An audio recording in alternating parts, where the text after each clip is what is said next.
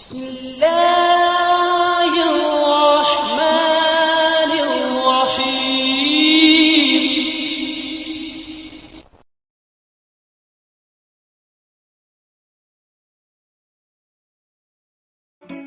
السلام علیکم بچوں، امید کرتی ہوں آپ سب ٹھیک ٹھاک ہوں گے۔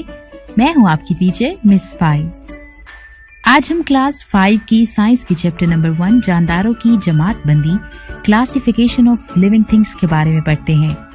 اسٹوڈینٹس، کیا آپ جانتے ہیں کہ زمین پہ 8.7 ملین جاندار موجود ہیں، جن میں سے 75% زمین پر اور 25% سمندر میں ہیں۔ 90% جاندار سمندر میں ایسے بھی ہیں جو آئیڈینٹیفائی نہیں ہو سکتے۔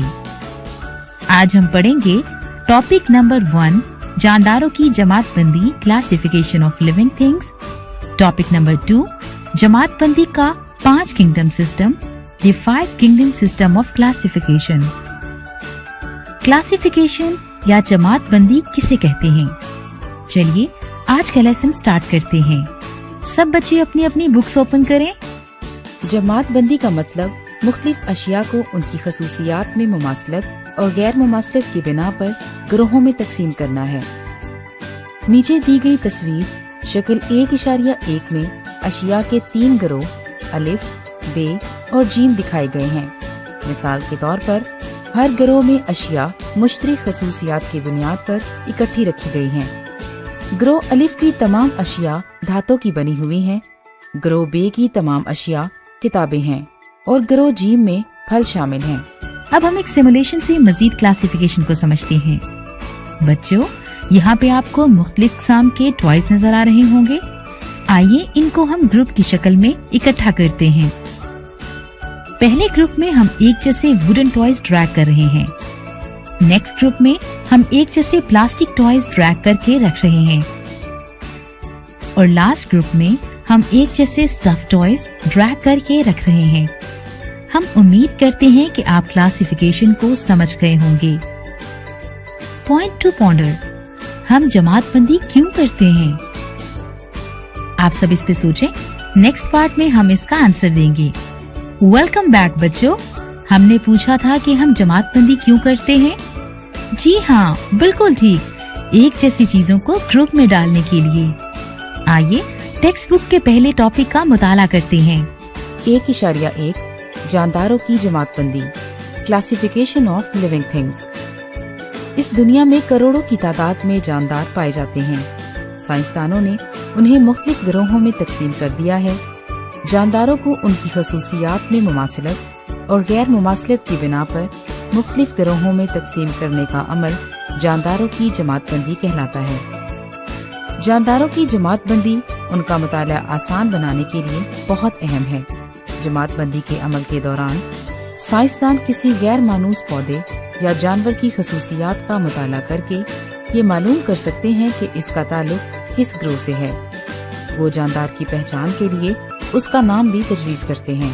اب ہم کلاسیفیکیشن آف لیونگ تھنگ کو سمجھنے کے لیے ایک اینیمیٹڈ ویڈیو دیکھتے ہیں۔ زندہ جانداروں کی کلاسیفیکیشن: ایک ورم، ایک بلی، ایک مچھلی، ایک ریچھ، ایک شیر، ایک ٹائیگر، ایک ہرن اور ایک درخت میں کیا چیز کامن ہے؟ یہ سب لیونگ تھنگس ہیں۔ دنیا میں بہت سی لیونگ تھنگس کے ساتھ سائنسدانوں نے لائف کو گروپس میں منظم کرنے کا طریقہ دریافت کیا ہے اور انہیں نام دیے ہیں جو دنیا بھر میں پہچانے جاتے ہیں۔ لہٰذا اگر آپ خود سے ڈھونڈنا شروع کریں تو چائنا میں زو میں آپ لائنز دیکھتے ہیں۔ وہاں کوئی انسان بھی آپ کی زبان میں بات نہیں کرتا۔ آپ لائنز کو دیکھ کر کیا پوچھیں گے؟ سائنٹیفک کلاسیفیکیشن آرگینزمز کی گروپنگ لائنز کے سائنسی نام کو ڈٹرمن کرنے میں آپ کی مدد کرتی ہے۔ جنرل سے اسپیسیفک یعنی عام سے خاص کی طرف کلاسیفیکیشن کے levels kingdom, phylum, class, order, family, genus اور اسپیشیز ہیں۔ لائن کنگڈم اینیمیلیا سے تعلق رکھتا ہے، ایک گروپ جس میں تمام جانور شامل ہوتے ہیں۔ لہٰذا ہمارے جانداروں کے گروپ میں درخت اس گروپنگ کے لحاظ سے ٹھیک نہیں ہے۔ फाइलम जिसमें लाइन आता है उसे कॉर्डेट कहते हैं। ये वो ग्रुप है जिसमें हर चीज बैकबोन के साथ शामिल होती है। वर्म हमारे ग्रुप से निकाल दिया जाता है क्योंकि उसमें बैकबोन नहीं होती। क्लास क्लासिफिकेशन का अगला लेवल का नाम है। अगली क्लास मैमेलिया कहलाती है। साइंसदान लेवल्स के लिए ग्रीक वर्ड इस्तेमाल करते हैं क्योंकि वो हर जगह समझ लिए जाते हैं। मैमेलिया का मतलब मैमल है या जानवर जिनके बाल और फर होते हैं। मछली इस ग्रुप से निकाल दी जाती है क्योंकि ये मैमल नहीं है। ऑर्डर अगले लेवल का नाम है और ऑर्डर में लाइन जिससे ताल्लुक रखता है उसे कार्निवोरा कहते हैं, जिसका मतलब है गोश्तखोर। हिरन इस ऑर्डर का मेंबर नहीं है और उसे भी निकाल दिया जाता है। आगे हमारे पास फैमिली है। लाइन फेलिडिया फैमिली में आता है। इस फैमिली के मेंबर्स के पंजे खुलने वाले होते हैं, लिहाजा रीच इसमें से निकाल दिया जाता है। फिर हमारे पास एक लेवल है जिसे जीनस कहते हैं। लाइन जीनस पैंथरा में आता है, जिसका मतलब है रोरिंग कैट। पालतू बिल्ली नहीं गरजती, लिहाजा इसे भी इस ग्रुप से निकाल दिया जाता है। फाइनली जो हमारे पास लेवल है उसे स्पीशीज कहते हैं। एक ही जैसी स्पीशीज के मेंबर्स नस्ल कशी कर सकते हैं और ऑफस्प्रिंग्स पैदा कर सकते हैं। लाइन स्पीशीज लियो में आता है, लिहाजा टाइगर को इस ग्रुप से निकाल दिया जाता है। लिहाजा लाइन रीढ़ की हड्डी वाला जानवर है जिसके बाल और फर होती है। ये गोश्तखोर होता है, इसके पंजे भी खुलने वाले होते हैं, ये गरज सकता है और लियो के नाम से जाना जाता है।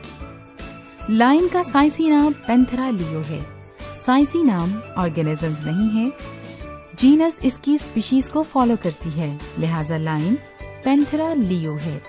लिहाजा अगर आप खुद से ही लाइन्स की तलाश शुरू करें और चाइना में जू में जाएं, वहाँ कोई भी आपकी जुबान में बात नहीं कर सकता। आपको इस बात की जरूरत है कि आप पैंथेरा लियो को देखने के बारे में बात करें तो आप यकीनन लाइन्स को देख सकते हैं। ये जिंदा जानदारों की क्लासिफिकेशन है। Point two ponder. बच्चों, हमें कैसे पता लगेगा कि कोई भी चीज जानदार है या नहीं? इसका जवाब हम अगले पार्ट में जानने की कोशिश करेंगे।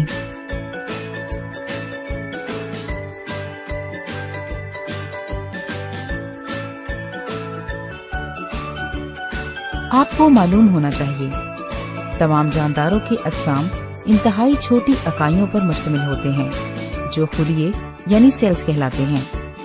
ऐसे जानदार जिनका जिस्म एक खुलिये पर मुश्तमिल होता है या खुलवी या यूनिसेलुलर जानदार कहलाते हैं।